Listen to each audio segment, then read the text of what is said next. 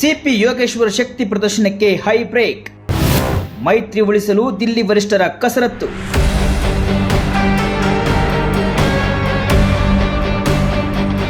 ಚನ್ನಪಟ್ಟಣದಲ್ಲಿ ಸ್ಪರ್ಧೆ ಮಾಡಿಯೇ ತೀರುತ್ತೇನೆ.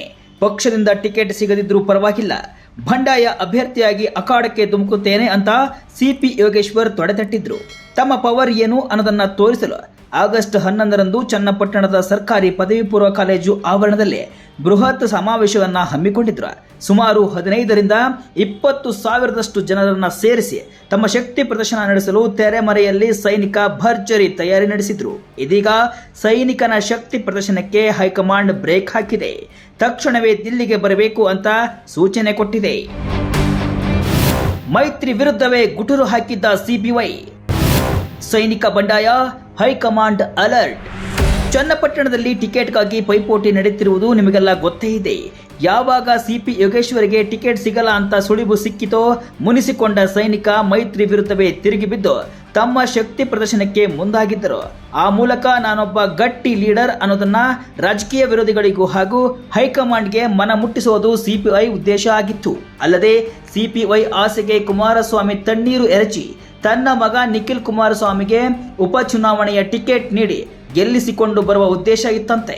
ಅದಕ್ಕೆ ಪ್ರತಿಯಾಗಿ ತಾಲೂಕಿನಲ್ಲಿ ತನ್ನ ಶಕ್ತಿ ಏನೆಂದು ತೋರಿಸುವ ಸಲುವಾಗಿ ಈ ಕಾರ್ಯಕ್ರಮದ ಮೂಲಕ ವಿರೋಧಿಗಳಿಗೆ ಸ್ಪಷ್ಟ ಸಂದೇಶ ರವಾನಿಸುವಲ್ಲಿ ಹಾಗೂ ಮುಂದಿನ ರಾಜಕೀಯ ನಿರ್ಧಾರ ಘೋಷಣೆಗೂ ಸಹ ಈ ಕಾರ್ಯಕ್ರಮ ವೇದಿಕೆಯಾಗಲಿತ್ತು. ಆದರೆ ಇದನ್ನ ಅರಿತ ಹೈಕಮಾಂಡ್ ಸದ್ಯಕ್ಕೆ ಸಮಾವೇಶ ನಡೆಸದಂತೆ ಸೂಚನೆ ಕೊಟ್ಟಿದೆಯಂತೆ. ದಿಲ್ಲಿಗೆ ಬರುವಂತೆ ಹೇಳಿದ್ದಾರಂತೆ. ಮೈತ್ರಿಯಲ್ಲಿ ಬಿರುಕು ಮೂಡದಂತೆ ಹೈ ಅಲರ್ಟ್. ಸಮಾನ ಮನಸ್ಕರ ವೇದಿಕೆಯಡಿ ನಗರದಲ್ಲಿ ಹಮ್ಮಿಕೊಂಡಿದ್ದ ಬೃಹತ್ ಸ್ವಾಭಿಮಾನಿ ಸಮಾವೇಶ ಮುಂದೂಡಿರುವುದಕ್ಕೆ ಕಾರಣ ಇದೇ ಆಗಿದೆ. ಮೈತ್ರಿಯಲ್ಲಿ ಗೊಂದಲಕ್ಕೆ ಕಾರಣವಾಗಬಾರದು ಎಂಬ ಉದ್ದೇಶದಿಂದ ಈ ಸಮಾವೇಶದ ವಿಚಾರದಲ್ಲಿ ಬಿಜೆಪಿ ಹೈಕಮಾಂಡ್ ಮಧ್ಯೆ ಪ್ರವೇಶಿಸಿದೆ ಎಂಬ ಮಾತುಗಳು ಕೇಳಿ ಬಂದಿವೆ. ಒಂದು ವೇಳೆ ಸೈನಿಕ ಈ ಸಮಾವೇಶ ಮಾಡಿದ್ದೇ ಆದಲ್ಲಿ ಮೈತ್ರಿಯಲ್ಲಿ ಬಿರುಕು ಮೂಡುವುದು ಸಹಜ. ಇದರಿಂದ ದೋಸ್ತಿಗೆ ಕಳಂಕ ಬೀಳಲಿದೆ ಎಂಬುದು ಹೈಕಮಾಂಡ್ ಆಲೋಚನೆ. ಹೀಗಾಗಿ ಸಮಾವೇಶಕ್ಕೂ ಮುನ್ನವೇ ಸಿಪಿ ಯೋಗೇಶ್ವರ್ ಅವರನ್ನ ದಿಲ್ಲಿಗೆ ಬರಲು ಹೇಳಿದ್ದು. ಸೋಮವಾರ ದಿಲ್ಲಿಯಲ್ಲಿ ಸಭೆ ನಡೆಯಲಿದ್ದು ಅಲ್ಲಿ ಬಹುತೇಕ ಟಿಕೆಟ್ ಯಾರಿಗೆ ಎಂಬುದು ನಿರ್ಧಾರವಾಗಲಿದೆಯಂತೆ. ಪುತ್ರನನ್ನ ಕಣಕ್ಕಿಳಿಸಲು ಕುಮಾರಸ್ವಾಮಿ ಪ್ಲಾನ್. ನಿಖಿಲ್ ಕುಮಾರಸ್ವಾಮಿಗೆ ರಾಜಕೀಯ ನೆಲೆ ಊರಿಸಲು ಕುಮಾರಸ್ವಾಮಿ ಎಲ್ಲಿಲ್ಲದ ಹರಸಾಹಸ ಪಡ್ತಾ ಇದ್ದಾರೆ. ಹೀಗಾಗಿ 2 ಬಾರಿ ನಿಖಿಲ್ ಅವರನ್ನ ಚುನಾವಣೆಗೆ ನಿಲ್ಲಿಸಿದ್ರು.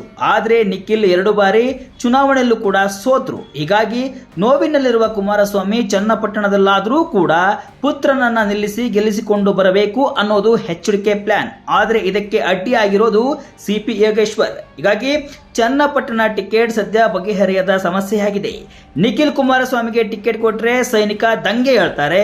ಇತ ಸಿಪಿ ಯೋಗೇಶ್ವರ್ಗೆ ಟಿಕೆಟ್ ಕೊಟ್ರೆ ಜೆಡಿಎಸ್ ಭದ್ರಕೋಟೆ ಬಿಜೆಪಿ ಪಾಲಾಗಲಿದೆ. ಹೀಗಾಗಿ ಯಾರಿಗೆ ಟಿಕೆಟ್ ಸಿಗುತ್ತೆ ಅನ್ನೋದೇ ಕುತೂಹಲ.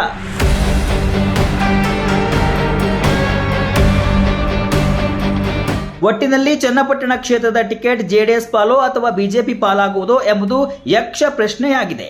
ಕ್ಷೇತ್ರವನ್ನ ಜೆಡಿಎಸ್ ಉಳಿಸಿಕೊಳ್ಳಲಿದ್ದು ಅಭ್ಯರ್ಥಿಯಾಗಿ ನಿಖಿಲ್ ಕುಮಾರಸ್ವಾಮಿ ಅಥವಾ ಜೆಡಿಎಸ್ನಿಂದಲೇ ಬೇರೆಯವರು ಚುನಾವಣೆಯಲ್ಲಿ ಸ್ಪರ್ಧಿಸಲಿದ್ದಾರೆ ಎನ್ನುವ ಮಾತುಗಳು ಕೇಳಿ ಬರ್ತಿವೆ. ಈ ಮಧ್ಯೆ ಬಿಜೆಪಿ ನಾಯಕ ಯೋಗೇಶ್ವರ್ ಅವರೇ ಅಭ್ಯರ್ಥಿಯಾಗಲಿದ್ದಾರೆ ಎನ್ನುವ ಸುದ್ದಿಗಳು ಕೂಡ ಕ್ಷೇತ್ರದಲ್ಲಿ ಹರಿದಾಡ್ತಾ ಇವೆ.